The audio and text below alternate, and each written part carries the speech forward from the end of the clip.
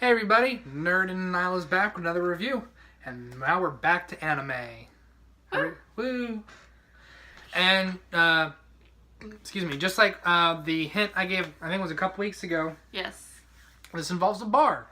I wonder if any of you got it. I don't think we got any guesses in the comments section. I think Patty may have guessed it. I think he guessed the anime we were referring to here. I don't know. But we're reviewing Death Parade, which was one of my favorite animes back in college. I think it's just a fantastic concept, and I thought she would really like it. Mm-hmm. So, we're going to start where we always do with the opening. Fan-fucking-tastic opening. It's my absolute favorite. Everybody I knew in college when this was airing just walked around with a fucking, just like, ding! It's just so catchy. We've had some good ones before, but I don't know. There is something about this one that is just so goddamn catchy. It's so good. And the visual, it's just nice it was interesting to see all the characters of the show just having a good time, because no one's having a good time in the show. Yeah. It's kind of a rough subject matter. Yeah. So, for anybody who is watching this and isn't familiar with Death Parade, this takes place in a bar called Quindesum. And in this bar, two people who have passed on go to have their souls judged after being put into extremely high-stress circumstances. Mm-hmm. It is the bartender's job to determine whether or not that soul is destined for reincarnation or going into the void, aka going to heaven or hell. So, and I just thought it was a very interesting concept how they integrate these games that we all are familiar with, but at the same time, doing this. Put these spins on it. That usually involve a body part or an organ. Have you noticed that? They mostly involve body parts and organs. Well, I mean, yeah, put your most important things on the line. Just a bit of backstory as well. This started with a short, one episode thing called Death Billiards. And it was such a hit that 2 years later, it got a 12-episode series. It took 2 years. I was looking into that. So, I think this is an extremely interesting show. But on my second viewing, I saw a couple more issues with it than I did the first time. But we will get to my thoughts in a second. What did you think of Death Parade? You almost said Death Note, didn't you? No, I did not. We'll get to that too. It was a hard stutter. I loved it. This is probably I have categorizations of anime that we watched so far. So there's the fun, bright, shonen type of thing. Yeah. My Hero Academia. Yeah. Seven Deadly Sins. Blah blah blah blah blah. Then there's the darker, more brooding, moody. Another. Death Note. Blah, blah, blah. Yeah. So this is your top of the dark? I think this is now the top of my dark. I think this... beat out Death Note? beat out Death Note. I don't think it's better than Death Note. I think the reason why... I love Death Note. I love the story of Death Note. I love Light. I love the character. I like Death Note. I think the thing that gets me with this one is it's just such a unique concept. Death Note Death Note is a unique concept too. I think that has the overarching question. That has just one overarching question, pretty much, of if you had the Death Note, would you use it? Pretty much. And if you had the Death Note, how much would you use it? It's all related to if you had the Death Note, such and such and such. Fair enough. This one does have the overarching of how would you be judged? It's kind of like watching a Saw movie and going, how would I react into that situation? Yes. And I love that. Yeah. I love the Saw. I was that person who would watch the Saw movies and be like, that is what I would do to get out. But this one's a little different. But this one also has the added benefit of with every person, they do have a whole backstory, and you get explanations as to why they were judged the way they were, or why they're there, But at the same time, with some cases, there's that spin on it of would I have judged them that way, or is Yeah. the system that they're doing working, or is it time for change? Which is kind of the overarching question of the show. Is this system working? Especially since they've made mention that there are too many people dying. Yes. They said about 7,000 people an hour die, and they have to do them 2 at a time. And so there's this whole arcing story of should the arbiters who are making these judgments have human emotions or not. My issue, I think, with this show is that it started off as this idea of, oh, what if this is how death worked? Mm-hmm. And then when they were greenlit a show, they had to build a world around this idea. And some of it kind of doesn't make sense. Like how arbiters aren't supposed to have human emotion, but yet Decim seems to be the only one who doesn't. Explain that to me. The redheaded guy is angry all the time, but he is understanding. The manager has emotions. I just feel like there was this idea, and they had to build more around it. Well, I think the explanation for that is there was this idea, and yes, arbiters aren't supposed to have emotions, and that's been the idea for so long. But as arbiters change and as new ones come in and stuff, they're starting to see things a little differently. It's like the changing of generations. I get that, but yet I'm gonna call him the owner, the old man who likes to play flower dude. Yeah, is set in the rules because he said, I am the closest thing to God. But he is set in those rules that if an arbiter has emotions, it will destroy them and they will not be able to pass judgment. Uh-huh.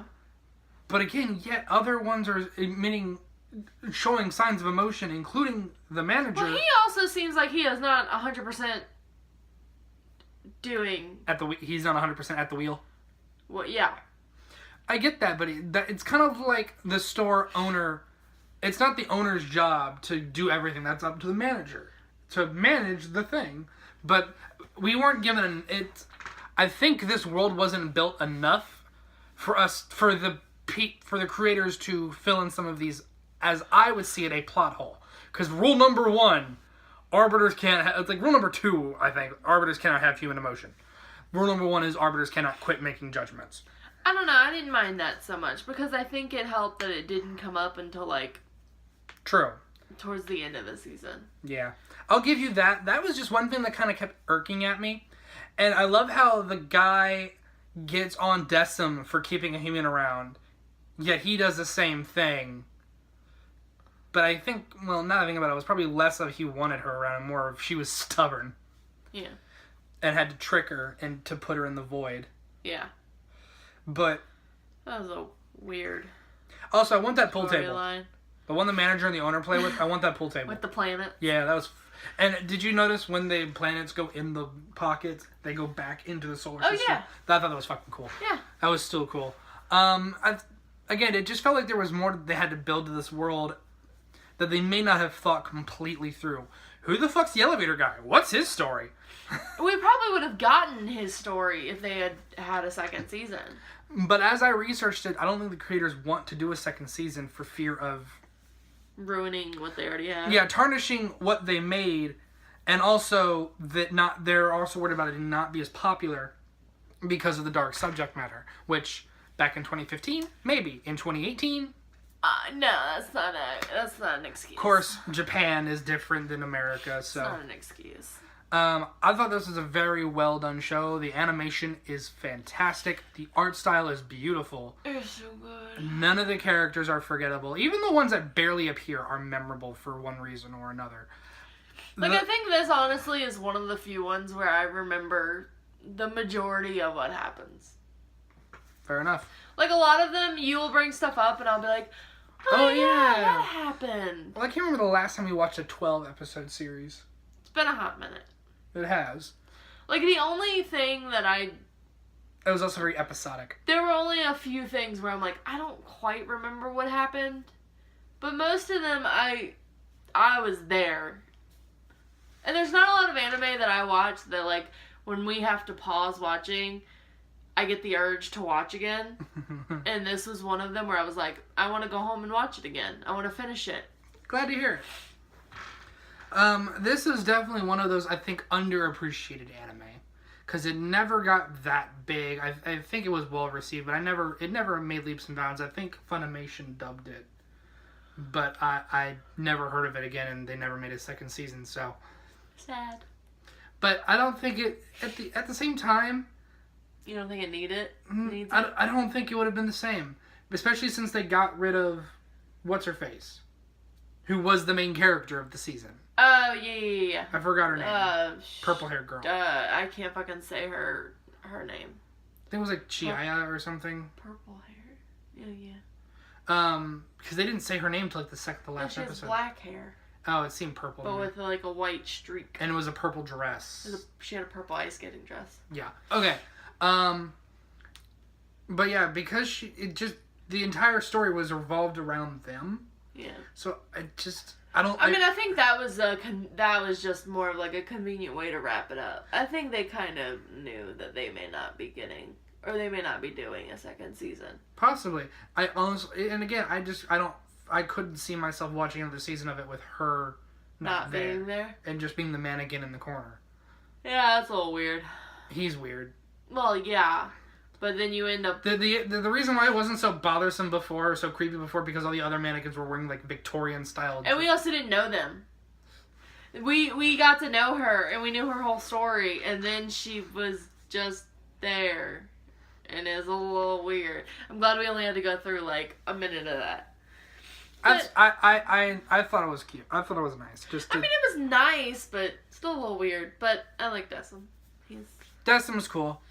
I love the theory / possibility that this show is connected in the same universe as Death Note, which I thought was hysterical. Because I had to pause it and I wait a minute, is that Light Yagami? Did a bit more research and there's a lot more ground to that theory than I thought. So that's cool. That was very interesting. What else can we say about the show? I like how some of the closings are different per episode based on the guests that were at Quindecim that episode. So... And I like that they kind of covered a lot of opposites. Like, a lot of pairings. Mm-hmm.